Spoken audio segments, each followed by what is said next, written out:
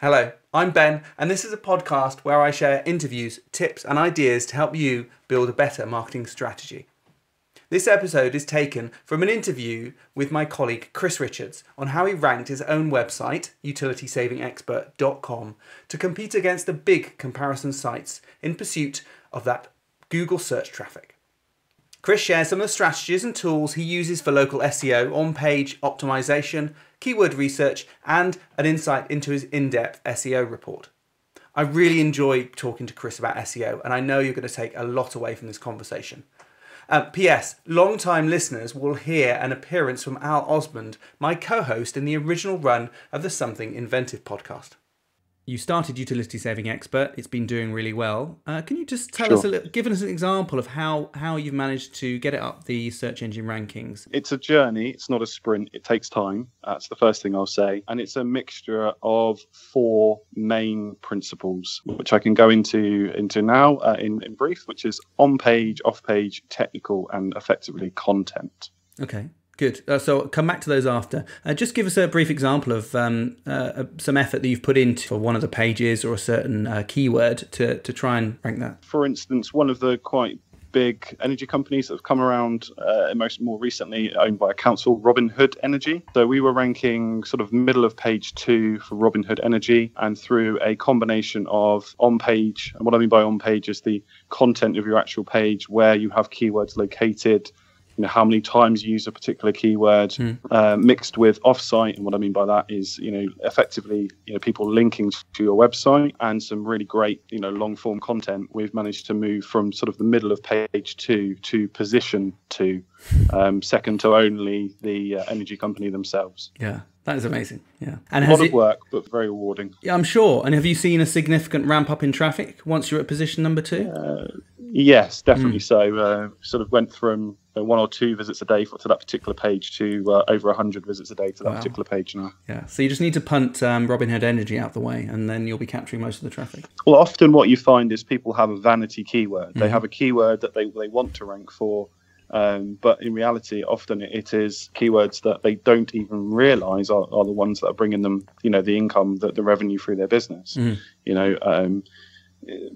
That's something that's very common. Would you take us through some of the processes and optimizations you might put in place? Not everything, not in detail. That you've got to pay for. Okay. So if we start with, probably the easiest thing to do is start with local SEO, because it's very much different to how you would go about things for a national brand or business. So from a local SEO point of view, a couple of things I would ensure you do is make sure that your area is referenced sufficiently on your website. So in your page titles, are you referencing your local area? On page, are you referencing your local area? Make sure that you're in any relevant local directories. Make sure Google understands that you are a local business. Doing that will almost certainly improve your local rankings for your business. Yeah, and one of the elements that you pointed out is Google My Business as well as a key tool in that.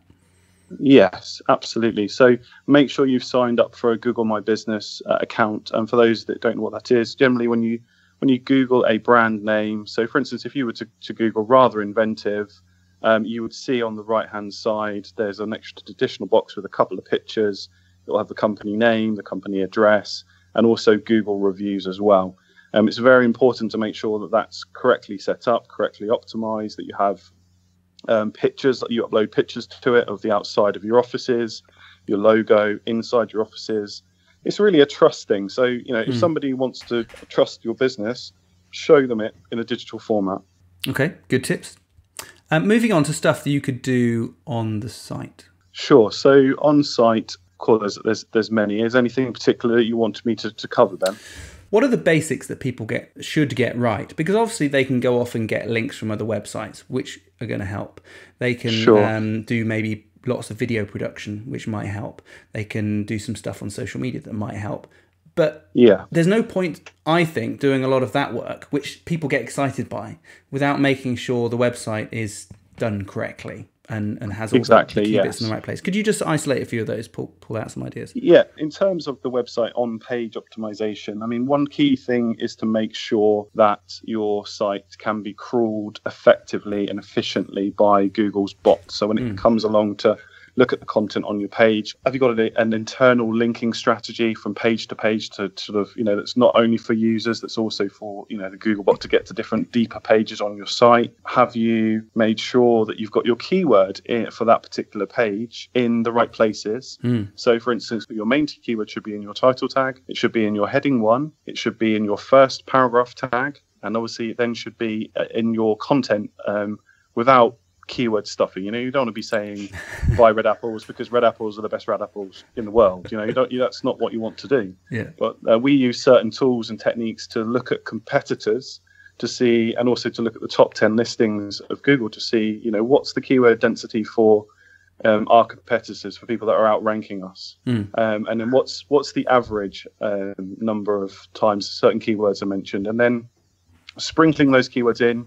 And variants of those keywords in the right quantity and in the right places can have a fantastic effect. Many times people we've worked with and sites I've worked on my own, you'll be surprised at how much of a boost you can get in the rankings without even having any additional links or having that social proof coming to the site just from getting your on page correctly. But unfortunately, that's probably one of the most overlooked areas, because people just put content on their site and then they think the next thing they need to do is get links. Yeah. If you produce a piece of content which doesn't meet the needs of the search that you're trying to rank for, you're going to fail. So you need to do effective keyword research. Look at what people are searching for, and then tailor your content for that search effectively. Yeah, keyword research is an interesting area. I find that sometimes I don't know where to stop when I'm going down that road. At what point do you stop and find the best keywords? It seems like a bit of a cyclical thing to do, and you can really use a lot of time on it. But also I find that some of the tools, certainly the free ones that I might recommend to other people in workshops, they're disappearing, or that data's being sort of constrained. Well, what tools do you use? And if that's not free, what tools would you recommend that people just get started with? Well, I use something called Ahrefs, which is not free. It's quite expensive, actually. It is. But I would say what has really improved recently is actually the keyword planner that's in Google Ads. Mm-hmm. So that is actually, Google are giving more data in that than they used to.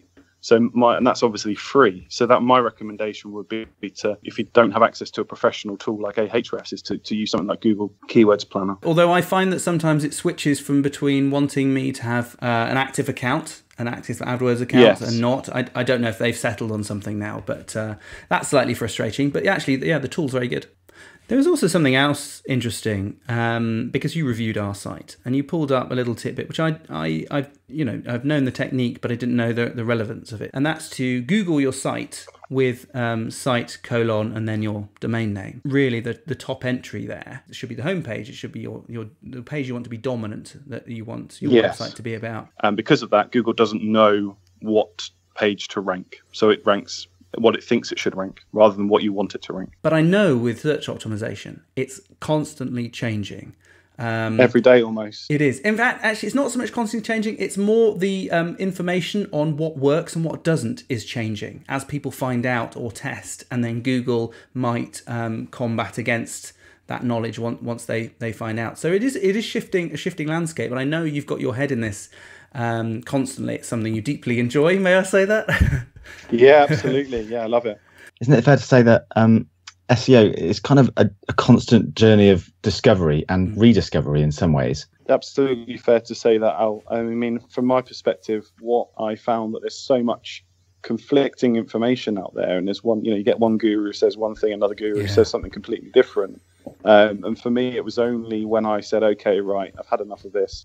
You've got these different gurus saying different things. Google says something completely different. The only way we can do this is through single variable tests. So that's what we've done in order to work out what actually is a ranking factor and not what people say is a ranking factor. Is to try and prove it in an isolated environment, which we have done on many occasions so far. That takes an awful lot of time, and presumably because you've got to see the results as well. It's not updated in Google like next day. And also, in 6 months, Google might have changed something, which then affects those test results, meaning you have to sort of almost keep redoing them. Is that the case? Or it is, yeah. We running anywhere between sort of 10 and 15 tests at any one time, and then we also retest them as well. So if we get a positive response positive result on the first time we do it, we'll test it again, and test it exactly the same again to ensure that we get the same result. And we'll do that 3 times on each test, because what we don't want to have is a positive, a negative, and a neutral. We want to make sure that what we know is a ranking factor actually is a ranking factor. So, and to give one little snippet away, having your keyword in the first P tag on your page is a ranking factor. We've proven that conclusively. Yeah. It's so interesting that there's a lot of people doing SEO, but actually no one really does know it all. It is all about finding out what it does and what the effects are. I find that really interesting. The problem is lots of people do SEO, but most people are only working on sort of in the field results and what other people have said. So, I found that there's very few SEO companies out there that are actually testing the various different ranking factors to prove or disprove that they work. They're just going on the basis that we did this in the past on this particular website and it worked, so it must be a ranking factor. The truth of the matter is it very much depends on the niche you're in, your industry. So, something like the payday loans industry compared to something like, gardening centres is going to be completely different to how you would actually go about ranking a website and what you would need or not need to do or not do. It does get as granular as going down to an individual niche. So we're working with Chris on this, what I call a laser-focused, potentially even going as far as a ninja SEO report. Not sure about that. But basically a search engine optimization report where a company can really try and focus on a particular goal or maybe a few goals to optimize their site for those goals. So it's not just a general search optimization report, which is just going to spew a load of data at you and some general copy and pasted actions.